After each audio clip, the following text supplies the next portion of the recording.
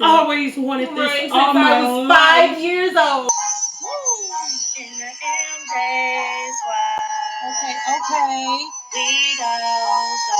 We We go so hard. like and subscribe. Squad. And put Smack it, y'all. I'm fine with marriage. Like, I ain't gonna say y'all, I was a little girl and I just wanted this big wedding and this nice pretty dress. Always wanted this all my life. 5 years old. How? No, why are you thinking about marriage at 5? Anyway, I will get married eventually. I just feel like, excuse me, y'all. Anyway, I just feel like I want to have my life situated. Like, I want to have a career. I want to have the house. I want to have the dog, and you know, I just want to have my life situated before I jump into that big of a commitment. That's just how I feel. Okay. I feel like we've been together 6 years, so whether we're married or not, we're at that point where it's going into them stages where you're married regardless because you've been together for so long. But you know, eventually, okay, I'll say this, y'all. I'm very torn in between the two, marriage and not marriage. It's like, one minute I'll be like, oh yeah, I just want to be married. The next minute it's like, it's overrated. Yeah, because it's just a piece of paper at the end of the day. Yeah, it's just a piece of paper. Not trying to discredit the people who fought for us to actually get married, but I always have felt like it's just a piece of paper. Sorry, they ain't mean to interrupt my answer, but please, you know, speak your piece, baby. I just always felt it's just a piece of paper. I know what our relationship is, so it's like, do I really need a piece of paper to tell me what I already know? But kudos to those LGBT, straight, anybody, right? Anybody who's getting married, kudos to you, because that is a big commitment. But I just don't feel like it's something you need to rush into, something that you have to have a set age, or I want to get married by this age or something like that, because the world changes every day. Some women in their 40s still never been married, don't have kids, stuff like that. So you just can't set those type of expectations and think you have to live up to them. That's just me. Yeah. So yeah, I'm really torn. But if it's meant to happen, God will make it happen. You know what, baby? I got a surprise. Why you say Ain't no surprise.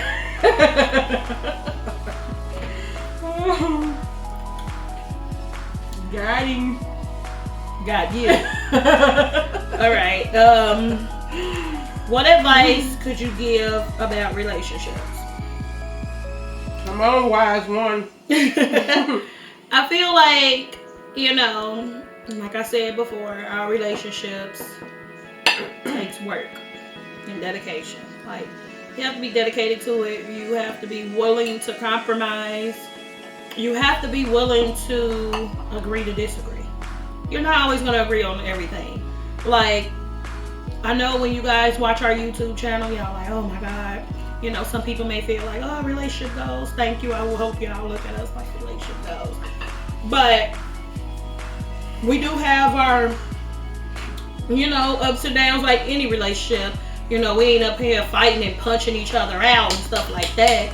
You know, but there's times when there's silence and stuff like that. So my advice would be, you know, for one, when you're having that silent moment and stuff like that, try to get over it. I would say try not to go to bed with, you know, an attitude with each other, because you don't know, what if your spouse die in their sleep or anything. You know, not to be just so dramatic with it, but that's something that can happen. And then it's the last thing you're going to be thinking about, like, I just called her this, or I didn't say nothing, or, you know, something like that. and just be understanding. And like, everybody is human, everybody is gonna have a feeling about something, but that don't mean just because we feel this way or something like that, it can't be worked out. It can be, you know. If it's too much for you to work out on your own, you know, get some help. It's okay to go to counseling. It's okay to step out of your relationship, not meaning break up, but step out to go speak to somebody about what you're feeling, so that way you can present it to your partner. Preach, honey. But, you know, that's just me. You know, what you think, baby? I feel like, I mean, what advice can you give? I said, what you think? My advice to be, my advice would be not to try to sound like, I don't know, but I feel like any relationship you should consider it as a job. If you don't work hard, It won't pay off. right, it's not gonna pay off. You have to treat it as something precious. You have to treat it as something worthwhile, especially if you see a future with that person. You should never take your relationship lightly. Like she said, seek outside help. I feel like with African Americans, that's the #1 thing that they feel like is not acceptable. Seeking relationship therapy or couple therapy or whatever the case may be. If you need to just seek it by yourself or something like that, I feel like counseling can really help. Especially if you having issues communicating, you having trust issues, you having financial issues, any type of issues. I feel like if you and that person can't handle it, you should seek counseling or something of that type of nature, so you can figure it out. Especially if you feel like you want to be together.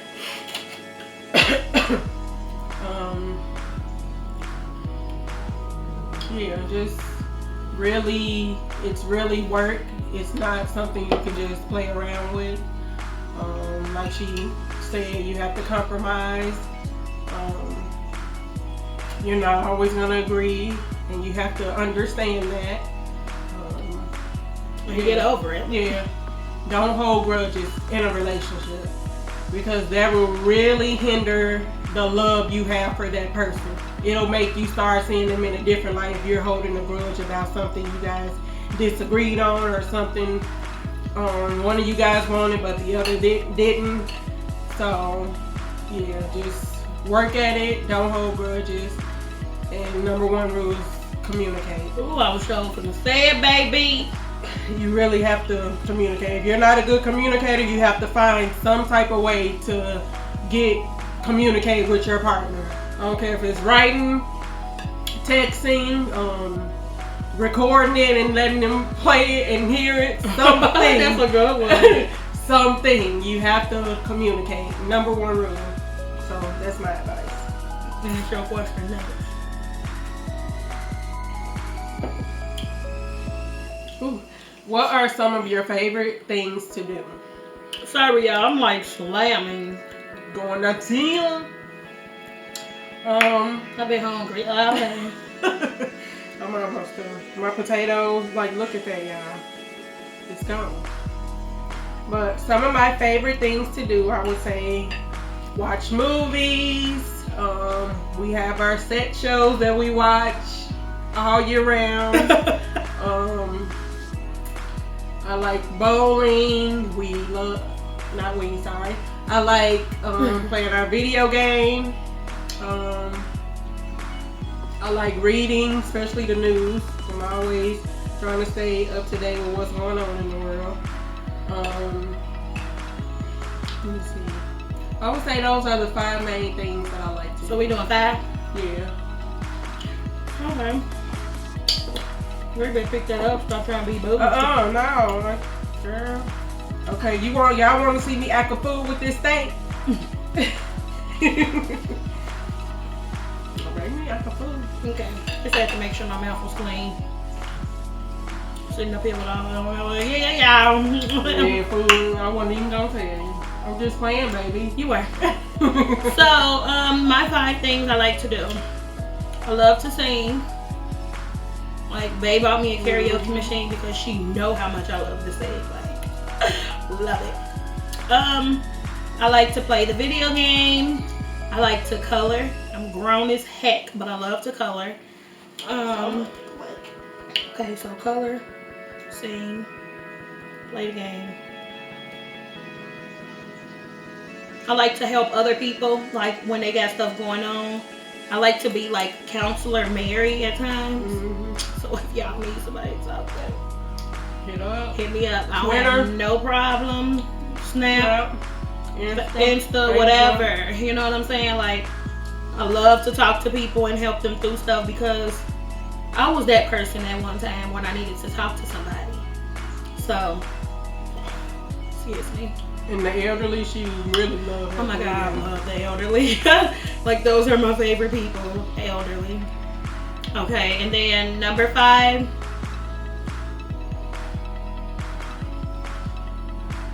Being a mother. Like, honestly, I really, really enjoy being a mother. On our next story time, you know, we will, like we said, we'll get more into our life, and then you will be able to really understand why. Like, you know, I feel like everybody should love to be a mother, but everybody don't. And the reason I value it so much will be on the next story time. If you guys would like to hear about that, put in the comments. If you could live anywhere in the world, where would you live? Okay.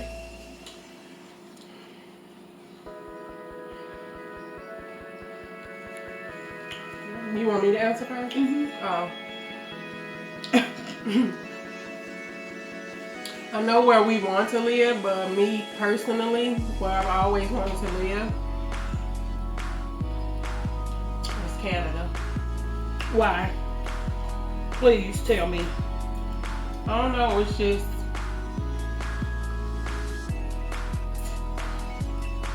they just always seem like so friendly. Like, Americans are so rude and sometimes so ignorant and disrespectful. I just always wanted to go across the border and get away from a fly don't get in our house. It's time to end this video. Yeah. I ain't got time for that. Go ahead. I'll say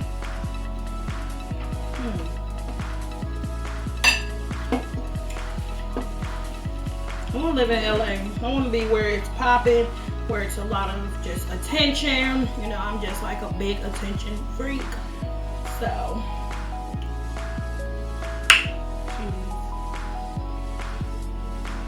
anywho, I ain't got no more questions for y'all. She ready to be done. That fly just threw me off, so it's time to end it. Y'all, I did not eat my salmon at all. Like, this is still like in the paper. I don't want it. So guys, make sure you like, comment, subscribe if you're not a part of the MJ Squad. Follow us on all our social medias. It will be listed in the comments below. It's just a little basic one, you know, just a little something. And then we done eat. We ain't got nothing else to talk to y'all about. We ready to go shower, get our hands washed, face We got shows to watch. But with that being said, we're out. Hey y'all, don't forget to like, subscribe, and hit that bell. We love you, MJ Squad, and we appreciate the support. We out.